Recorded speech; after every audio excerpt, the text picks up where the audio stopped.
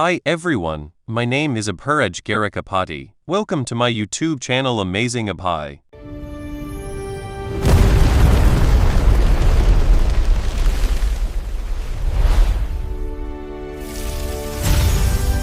She would contact him again and that he should answer every unknown number. With the promise of his debt disappearing, he no longer cared about the fate of a few students. Now that the stone gate had been opened, he believed there was no way they could survive. At the same time, Jioma and his team passed through the open stone gate, trying to understand where they had ended up. Everything finally started making sense. The dungeon had felt far too easy, and now it was clear why. They had walked straight into a trap, all because Jioma ignored his instincts. The gate was only supposed to open when the giant's demon stone was brought into the dungeon. That stone was a mid-game quest item, and the fragments they had encountered earlier were actually pieces of the giant's mana stone. However, Jioma hadn't expected that those fragments alone would be enough to open the gate. If events followed the game's storyline, the reward hidden here would be incredible. But before thinking about rewards, survival came first. Looking ahead, he noticed something carved into the second gate, a single red line etched into the supposedly indestructible stone.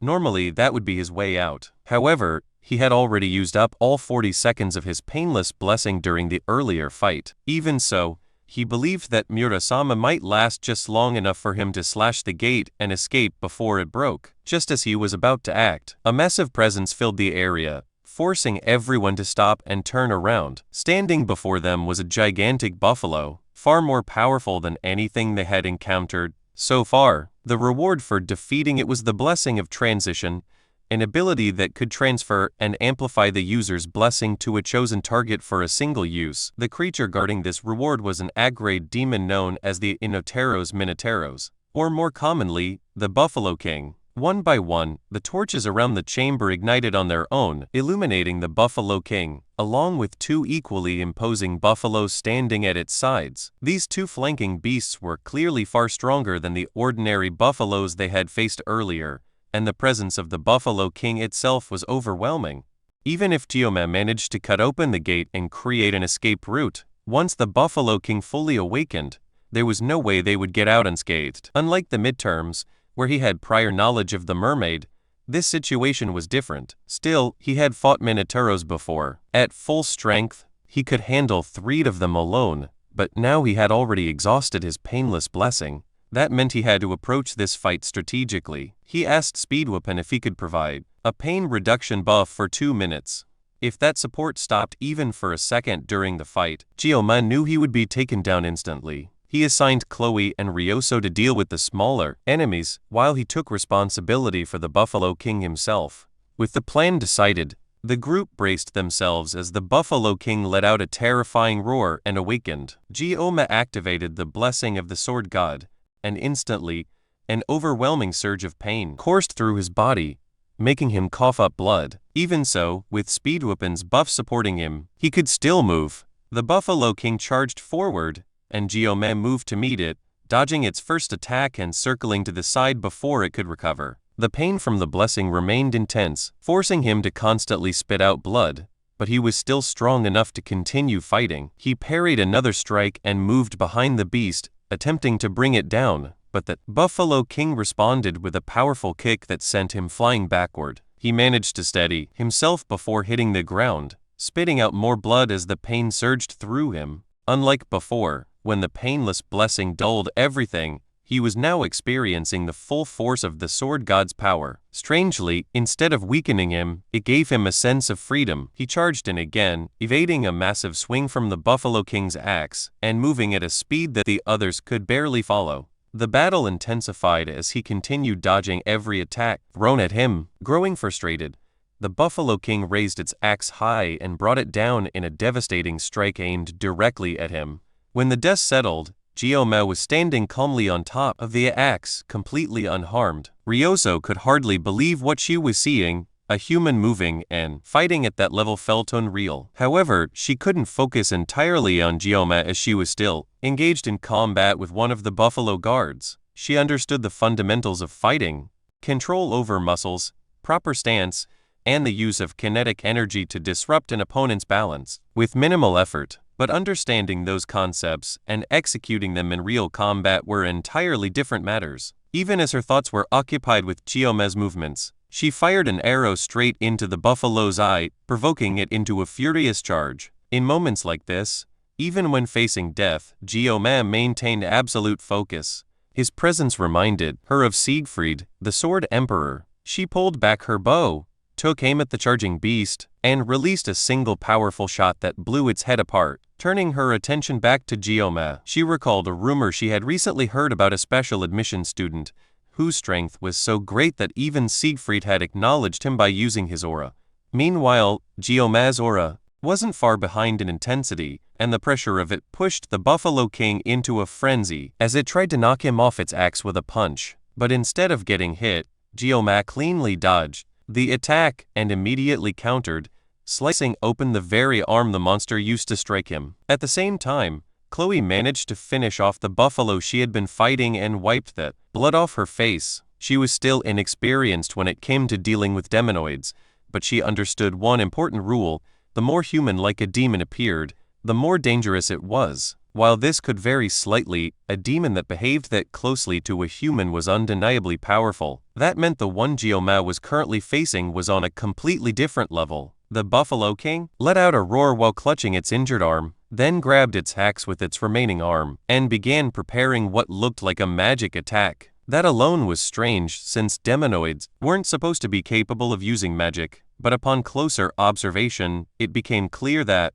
it wasn't casting magic in the usual sense. Instead, it was burning its own life force to generate mana. The surge of power it released made it difficult for anyone to even approach it. Even so, as Speed Weapon continued blowing into his flute with everything he had, he still believed that King Chiome would somehow pull off something impossible again. The Buffalo King raised its axe, now completely fused with its remaining arm, and brought it down toward Chiome, who was already weakened and still coughing up blood. Chiome lifted Murasame and managed to block the initial strike, but the impact caused a massive amount of energy to spill out around him. He had intended to cut through the attack itself, but the density of the energy was far too overwhelming. At the same time, dodging wasn't an option either, because his teammates were directly behind him and would be hit instead. The Buffalo King kept pushing forward, and Chiome slowly began to get forced backward. It started to look like he was about to be overwhelmed. Then suddenly, an arrow shot forward and pierced straight into the monster's eye. Chiome turned his head and saw Ryozo, visibly annoyed, telling him to stop spacing out and finish the fight already. Chiome closed his eyes for a brief moment, and when he opened them again, something within him had changed. A new kind of power surged through him. Slowly, the axe began to split apart under his blade, and Murasame started glowing with a blue light. That light looked strikingly similar to the sword or a Siegfried had used during their sparring match. Little by little, Chiome pushed through the attack, and in the end, he completely sliced through the Buffalo King in a single, clean strike. Even after everything they had already witnessed, his teammates were still stunned by just how powerful he was. The once terrifying monster collapsed to the ground, split into two massive chunks of flesh. Chiome tilted his head upward toward the ceiling of the dungeon as his nerves finally settled, realizing that he had actually managed to. Before we move ahead, please take a second to like on this video. A like tells me that you enjoyed this topic. Your support helps Amazing Up High grow naturally.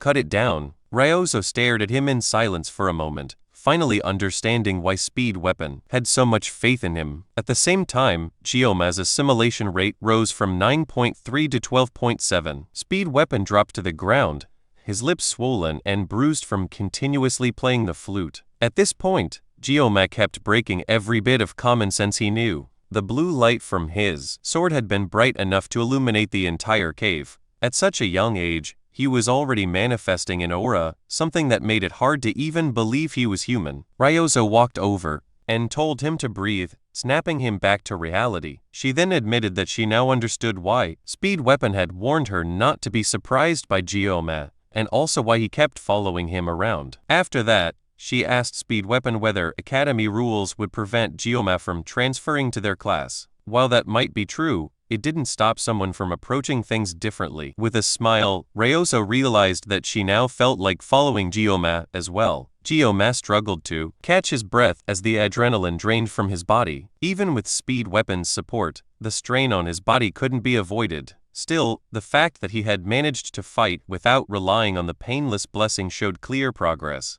Suddenly, Chloe rushed into him, colliding with him as she broke down in tears and anxiously asked if he was okay. He tried to calm her, since her weight pressing against him was making his already serious injuries worse. She quickly stepped back, blushing, while Gyoma silently questioned his own life choices. At that moment, a status window appeared in front of him, informing him that he had obtained a new blessing. Originally, this blessing was meant to belong to Leon, and it was ranked as a spirit-level blessing, the rarest type in existence. Its true potential could only be realized when paired with another ability. The blessing of transition allowed the user to transfer one of their blessings to another living being, or even an object, but it required direct physical contact with the target. It was also a crucial ability for controlling Bulmon, a dual-natured sword that Leon would acquire later in the story. Now that Gyoma had obtained such a powerful blessing, there was no reason for him not to make full use of it. Then, Gyoma noticed someone watching them from beyond the now open stone doors. He immediately asked Chloe if she remembered the favor he had mentioned earlier. In the very next instant,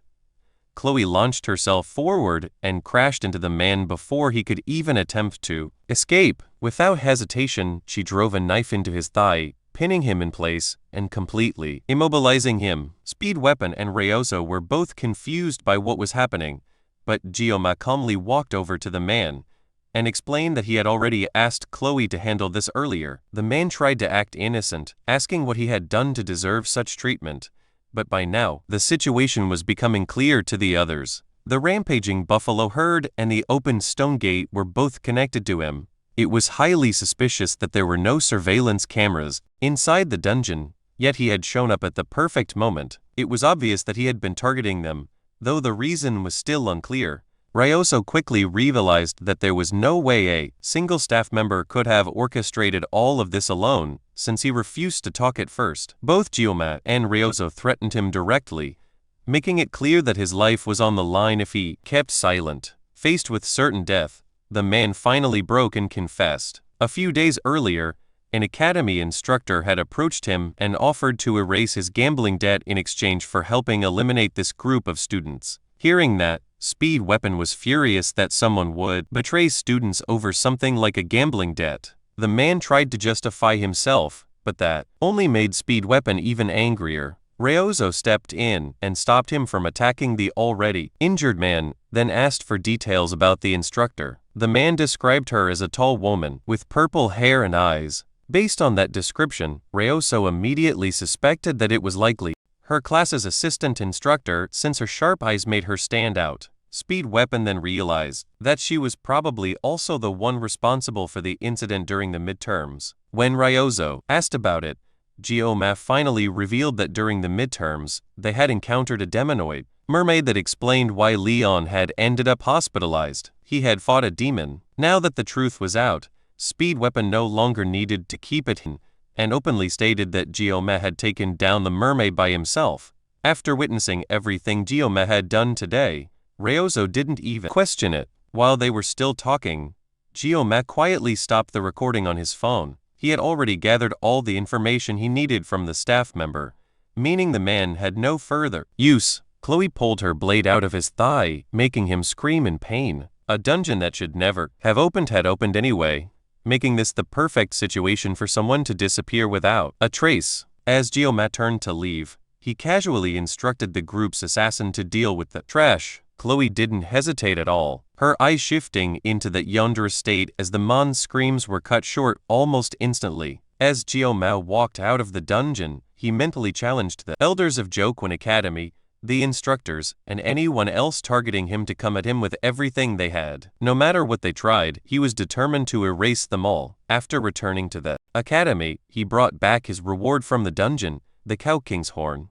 It was the Horn of Minotaurus, the boss of the Hidden Buffalo dungeon, and it guaranteed successful weapon enhancement for anything below a rank. He handed it over to the blacksmith, and asked him to enhance Murasame using the horn. Volander was stunned to see that Geoma had actually brought back material from a grey beast. Even for a student of Jokwon Academy, that was unbelievable. He couldn't help but ask how Geoma managed to defeat the boss alone, but Geoma simply replied that he couldn't have done it without his team. Then he casually placed the damaged Murasame on the table and asked if it could be repaired. Volander, who had been excited just moments ago, was now horrified seeing the condition of the E-rank weapon he had worked so hard on. However, one sharp glare from Geoma was enough to completely change his attitude. With their business concluded, Geoma turned around and walked away, leaving the sword behind for Volander to finish. As he watched Geoma leave, Volander couldn't help but wonder how his life had ended up like this.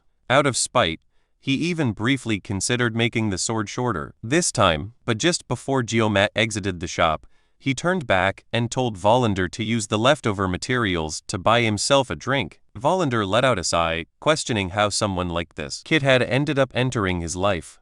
Back in Geoma's class, he took a moment to reflect on how much he had improved. There was no doubt that he had gotten significantly stronger, but at the same time, he figured it wouldn't hurt to ask Speed Weapon for more blessings later on. He opened up his blessing screen, and every time he looked at it, it seemed to have grown longer. The most noticeable change was his assimilation rate. Unlike his other stats, which increased gradually, the assimilation rate spiked dramatically after every major battle. Clearing another dungeon would likely boost it again, and it might even unlock something even more interesting for him. However, while his stats were improving rapidly, there was something else happening that concerned him. Ever since his first bar with Chloe, he had started noticing gray hairs appearing. Now, he couldn't help but worry that once his hair fully turned white, he might end up losing it altogether. With so many enemies targeting him recently, he knew he had to stay fully prepared. He couldn't afford to die meaninglessly over something trivial. On top of that, he also needed to properly learn how to use the blessing of transition. Even though he had essentially taken it from Leon, the protagonist would likely end up overflowing with buffs anyway, so it didn't matter as much. There was still a lot for him to do, but for now, he needed to focus on recovering. As he looked down at his desk, he noticed a gift, a piece of yokan, an extremely sweet candy that was almost too sweet to even eat. It was clearly from Ryozo. Seeing it made him recall the fact that for the first time, he had led his own team to successfully clear a dungeon. At this point, being targeted for assassination had practically become a normal part of his life. Still, having people he could call friends didn't feel so bad. Speed Weapon and Chloe weren't major figures in the main story, and he wasn't even sure whether Chloe truly considered him a friend. After the dungeon incident, Chloe had ended up in the hospital with a fever, and Geoma thought about visiting her when he got the chance. Before he could sink deeper into his thoughts, the Wolf class instructors entered the room and told everyone to settle down. At that moment, his phone vibrated in his pocket. He checked it and saw a message from an unknown number, asking what he was doing. He had no idea who it was, and wondered if the message had been sent by mistake. Then another message came through, telling him to look in front of him. He raised his head and saw Ryozo walking into the classroom with a confident smile, waving her phone at him, the same wallpaper matching the profile picture of the unknown contact. The instructor then made an announcement, stating that from that day onward, Saki Ryozo would be assigned to their class. After finishing the announcements, they instructed everyone to change into their gear and report to the training grounds within 30 minutes. The entire class was in disbelief that Ryozo had been transferred, especially after hearing that she had personally requested the reassignment. As she walked through the classroom, several students tried to approach her, but she ignored all of them completely. Geoma watched as she walked confidently through the room, wondering if she was actually heading toward him. Among all the new recruits that year, she was considered part of the so-called miracle generation, ranking among the top 4 students alongside Geoma, Rachel, and Abel. She had also ranked first in academics, while her combat ability was nearly just as impressive, making her a perfect balance of intelligence and strength. On top of that, she was the daughter of Kajima Saki, one of the 7 heroes, famously known as the Absolute Bow. Kajima Saki also held the position of Prime Minister of Japan, which essentially made Ryozo the equivalent of a princess, and since Japan remained a global superpower in this world, it was only natural that the rest of. Before we move ahead, please take a second to share on this video. Sharing helps this video reach friends who may also enjoy anime, gaming, travel, cricket, chess, career basics, or personal stories. Your support helps Amazing Up grow naturally. The class reacted as if a celebrity had just walked in. Everyone was losing their minds, except for Jioma, who was desperately hoping she wouldn't come over to him, but as she smiled in his direction, he deliberately avoided eye contact. That didn't stop her. Ryozo casually jumped onto his desk, landing gracefully right in front of him, and held out her phone, clearly signaling for him to save her number immediately. At that moment,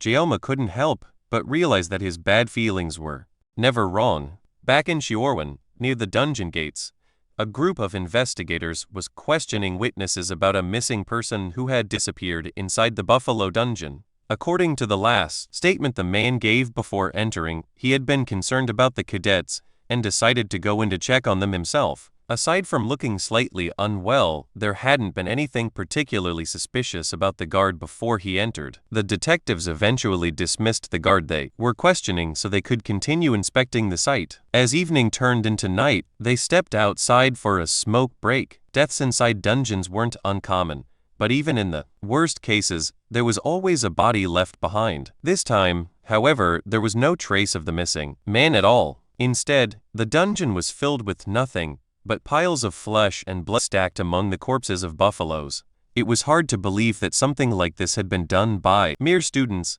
especially since the cadets had returned safely, while the staff member who entered afterward had completely vanished without leaving even a body. Something clearly didn't add up, yet the detectives couldn't figure out what was wrong. They briefly considered the possibility that he might be inside the stone gate, but dismissed it since the gate had supposedly never been opened before, and even if they wanted to investigate further, they couldn't simply march into the academy and interrogate the cadets directly. The place was full of nobles, and higher authorities would never approve such a move. One of the detectives stepped away to relieve himself, leaving the other leaning against a cargo crate, still trying to piece everything together. Suddenly his partner collapsed beside him, and from the shadows, a pair of long slender legs approached. The detective immediately recognized the presence of magic, meaning a demon was nearby. But to his surprise, the figure that stepped forward was human. Before he could even process it, the woman cleanly sliced off his head, leaving his body to fall lifeless to the ground. In his final moment, he realized the truth. She was a human who had formed a pact with a demon, a demi-demon, half human and half demon. In other words, a villain. Meanwhile, back at the academy, Ryozo was happily enjoying her snacks while relaxing in her new seat beside Juma. She asked him why he hadn't eaten the treat she had given him earlier, but Juma ignored the question and instead pointed out that Chloe usually sat in that spot. Ryozo didn't care in the slightest, saying that it didn't matter who normally sat there since it was simply first come first served. Juma tried to use the opportunity to ask why she had transferred to their class, but before he could get an answer, the teacher announced that there were only 5 minutes left before assembly. The rest of the students began heading out of the classroom, but Ryozo stayed where she was, placing an eye mask over her head as she prepared to sleep. Juma asked if she planned on attending morning training, but she declined, saying she would rather meditate. In reality, she had no intention of doing anything productive and simply planned to nap in class. Before he left, she told him not to call her Soki anymore and insisted that he use her first name. Ryozo, in her culture, close friends addressed each other by their first names. Juma pointed out that Speed Weapon still called her Soki, but she brushed it off and told him to go ahead and enjoy training before settling into sleep. Elsewhere, in the star class, Rachel stretched lazily, commenting on how noisy her class felt. That day, she tried to start a conversation with Abel, mentioning that Ryozo had recently transferred out of their class. It was unusual, considering Ryozo was known for sleeping through class and not putting in much effort. Abel didn't seem interested at first, but Ryozo kept pushing, sensing that it might actually be bothering her. Transfers only happened when there were available spots, and their class had apparently been short one student that year. It was also impressive that Ryozo had even figured that out, given how she spent most of her time sleeping in the archery hall. Abel questioned why Ryozo's transfer should matter to her at all, and Rachel explained that Ryozo had recently teamed up with Jiuma to clear the Buffalo Dungeon. Hearing that, Abel began to understand what Rachel was implying, and her cheeks flushed slightly as Rachel teased her about having a crush on Jiuma, able to deny it immediately. But Rachel pointed out that every time Jiuma's name came up, her reaction was noticeably different. There was clearly something there. Abel shook her head and insisted that she had only spoken to Jiuma a few times, and that there was absolutely nothing between them. She also asked Rachel to stop spreading such strange rumors. Rachel interpreted that as meaning nothing was happening right now, but that didn't rule out something happening in the future. Then her tone shifted completely, and she told Abel that while she might be able to fool others, lying to herself wasn't a good look. That statement caused Abel to freeze, and Rachel simply told her to think about it. This reminded Abel of a recent conversation she had with her grandfather. He had told her that he would be joining the academy as an instructor. At first, she hated the idea, thinking he was only doing it to keep an eye on her, which she didn't want, since she already attracted too much attention. However, Siegfried clarified that he was joining to monitor the first-year students, especially after what had happened during the midterms. He reassured her that they wouldn't run into each other often. Even though Siegfried tried to appear calm, there was a sharp intensity in his eyes that he couldn't hide. The swordmaster, who had always seemed detached, was now actively involving himself. Abel couldn't help but think that the only person capable of causing such a change in him was Kang Jioma, a prodigy who ignored status and broke through the rigid structure of noble society purely through his own strength. His talent defied all logic, and even his background marked him as someone who had advanced rapidly. When Abel had first met him, he had been nothing more than a frail-looking boy who moved around quietly, but now he had grown into someone sharp and powerful, even surpassing Leon Reinhardt, who was supposed to be the hero candidate. Jioma was walking the path of a true hero more clearly than anyone else, and yet he never showed off or boasted about his achievements. He simply kept moving forward in silence. If he had ever acted arrogant, she might have disliked him, but instead, he was so different that she couldn't help but acknowledge him. In fact, she even felt a hint of jealousy because Siegfried recognized Jioma, and that made her feel strangely inferior. Rachel's teasing expression snapped Abel out of her thoughts. Abel quickly denied having any feelings for Jioma, and insisted that she didn't even have the time or space to think about him. Rachel smirked, and said that was good to hear, because it meant she could pursue Jioma herself without much competition. All she needed to do now was deal with Ryozo, and then there would be no competition left at all. Back in Jioma's class, he sat through a lecture where the teacher explained blessings and how they were ranked. The rank of a blessing depended on the type of spirit residing within it. If it housed a guardian spirit, it was classified as a guardian-level blessing, while the presence of an elemental spirit elevated it to an elemental-level blessing. As the lecture continued, Ryozo briefly lifted her head in her sleep before dropping it back down again, completely unaffected, and it seemed that even the professor couldn't wake her. The class simply continued as usual. It had already been 2 days since Ryozo transferred, yet she still hadn't revealed why she joined the class. The main reason for that was simple. She spent most of her time sleeping, leaving no opportunity to ask, and if she was just going to sleep all day, there was no reason for her to specifically sit in the corner right next to him. Fortunately, Chloe was still hospitalized, where the situation could have become messy. Still, Ryozo had covered for him after the dungeon incident, allowing everything to be resolved without much trouble. She was clearly on another level, even surpassing speed. Weapon. The teacher continued the explanation, stating that blessings were divided into 4 categories.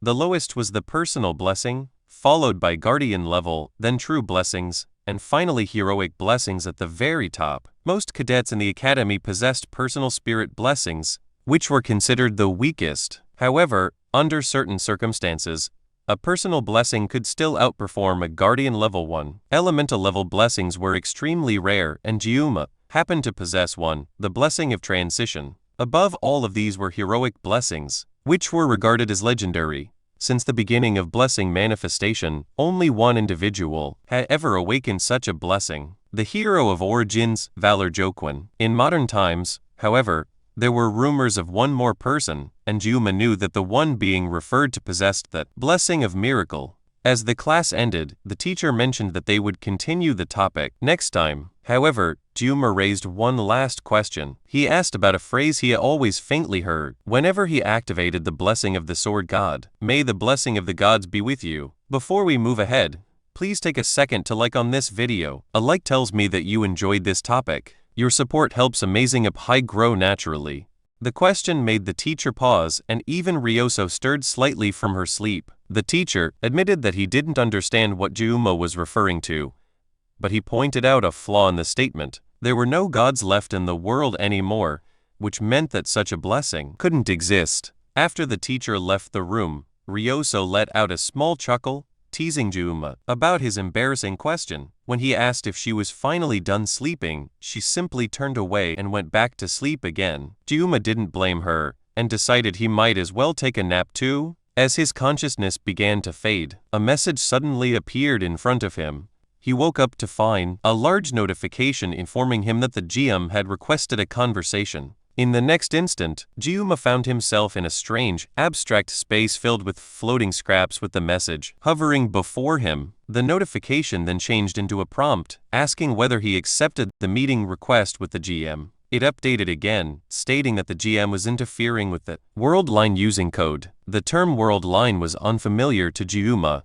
and none of this made sense to him. Suddenly, everything went quiet, and another message appeared, stating that the dimensional gap was too large and that his current level was insufficient. It also mentioned that he had not yet met the requirements for his newly unlocked mysterious trait. Even so, the system asked whether he still wished to proceed. Juma hesitated, looking around as he tried to understand what was happening. This didn't feel like a dream at all, and there was a chance that he might finally learn the truth behind the blessing of the sword god, and why he had ended up in this world. With that in mind, he accepted the request to meet the GM. The world around him immediately began to distort, as if the very code of reality was being rewritten. Everything shattered, and he was pulled into a place he recognized, the same space he had seen when he first awakened the sword god's blessing at the academy entrance. Ahead of him, he could see a faint light. Just like before, it was impossible to clearly make out, yet he could tell that he was getting closer to it.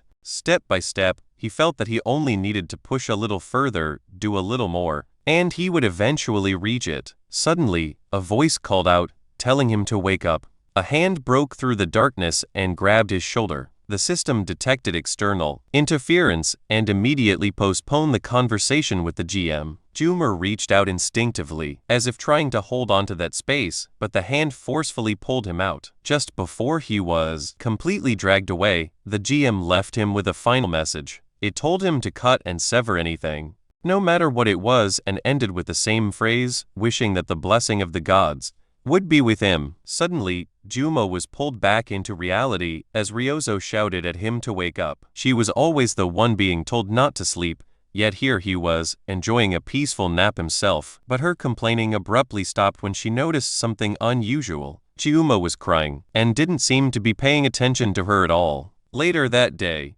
Juma sat alone on a bench, his thoughts drifting back to the strange dream he had experienced. Ryoso had seemed genuinely worried when she saw him crying, but now that he tried to recall it, he couldn't even remember what the dream had been about. What bothered him more was the embarrassment of being seen crying, especially by Ryoso of all people. As he sat there thinking, a group of his rather unconventional friends approached him. They had gathered to go over everything they had discovered so far. They were certain that someone within the academy was targeting Juma, and they needed to deal with it. As Speed Weapon began summarizing their findings, Ryoso cut him off immediately, saying she already knew everything and didn't need a full recap. Juma had been the one to ask Weapon to explain things clearly, but now it looked like he was regretting it, as the two of them started bickering again. While they argued, Juma noticed Chloe behind him, quietly coughing. She was wearing a face mask and clearly hadn't fully recovered yet. He asked if she was feeling better, and she said she was, though she was keeping her distance just in case she was still contagious. Turning back to the others, Juma asked Ryoso if she had discovered anything new since their last discussion. Instead of answering, she got annoyed that he called her Saki again and immediately corrected him, insisting on being called Ryoso. Juma instinctively glanced at Chloe, expecting a reaction, but she seemed too unwell or too focused on not spreading her illness to respond as she normally would. To smooth things over, Jiuma corrected himself and addressed her as Ryozo, allowing the conversation to return to the issue of the Academy elders. Speed Weapon pointed out that they needed to organize their thoughts and decide their next steps. They knew the elders were targeting Jiuma, and they also had a description of the suspicious female instructor from the guard. However, none of that actually solved anything, and the elders' motives were still completely unclear. The auditory family would likely handle things eventually, but that didn't help them right now. As for the female instructor, Ryozo mentioned that she might have seen someone matching that description while searching through the Academy's internal security system. She had found a person who fit, but strangely their identity couldn't be confirmed. Jiuma was surprised that she could even pull something like that off, but for Ryozo, it was basic in a world filled with advanced technology. Still, the Academy's security system was top tier, so she had to carry out her hacking early in the morning when it was at its weakest. She had already been sleep-deprived, and this only made it worse, which explained why she kept dozing off in class. It also explained how she managed to get Jiuma's number without him ever giving it to her. In the end, they still hadn't confirmed anything, and it wasn't like they could just walk up to the elders and threaten them directly. However, Speed Weapon proposed a different idea. He suggested that the four of them form their own club. Clubs in the Academy had freedom of movement and financial support, and they were officially recognized groups. Being part of a club would also grant them an additional layer of protection, which was important since simply being students clearly wasn't enough. With enemies both inside and outside the Academy, a club could act as a safeguard. Jiuma was already familiar with the club system from his past life when he played the game. It had been a feature where players could decorate their own space with furniture, invite characters, and increase affection levels. In reality, it had mostly been a way to drain money from dedicated players, often referred to as the housing system. He had never cared about it back then, but now, in this world, it could actually be useful. There were requirements for forming a club, though. They needed at least 5 members and had to submit a proposal to the administrative office. Right now, they were 1 member short. As he thought about it, Jiuma realized how strange it was that these people trusted and supported him despite barely knowing him. As people grew older, relationships usually became more calculated, yet these 3 stood by him without hesitation. He genuinely felt grateful for that. Their next step was to decide on a club name. Chloe suggested Assassin's Oath, but the rest of the group found it a bit too edgy. Ryozo proposed picking something random since no one would care anyway, but Speed Weapon quickly shut that idea down. After a moment of silence, Jiuma suggested the name Travel Club. It would give them a reasonable excuse to clear dungeons and travel outside the Academy without drawing unnecessary suspicion. The others agreed, and just like that, the Travel Club was formed. Now, they needed a club advisor, and they had to sort everything out before the exams coming up next week. Without an advisor, they couldn't officially establish the club. That was the hardest part, since the advisor had to be at least a professor. Chloe suggested asking the Blessing Studies professor since he was kind and popular, but he was always busy, making it unlikely that he would accept. Out of over 500 staff members, only about 30 were professors, and when limited to those teaching first years, the number drops to around 10. Even though the Academy encouraged clubs, there were still many restrictions. The group then turned to Jiuma, asking if he had anyone in mind. Jiuma thought for a moment and then realized something. The requirement was that the advisor had to be at least professor level or higher. That meant there was one person who qualified beyond that level entirely. When he revealed who he had in mind, the rest of the group could hardly believe that he was serious. For the club to officially exist, the president had to submit the application in person. Since Jiuma was the president, he had no choice but to go to the administrative building himself. The moment he handed over the documents, the woman in charge of processing them looked at him with clear doubt, as if she couldn't even imagine. If you enjoyed this video, please hit the like button and subscribe to Amazing Apai. Subscribing makes sure you do not miss the next video, and it gives me motivation to keep improving the quality of every upload. Thank you for being here, and I will see you in the next one.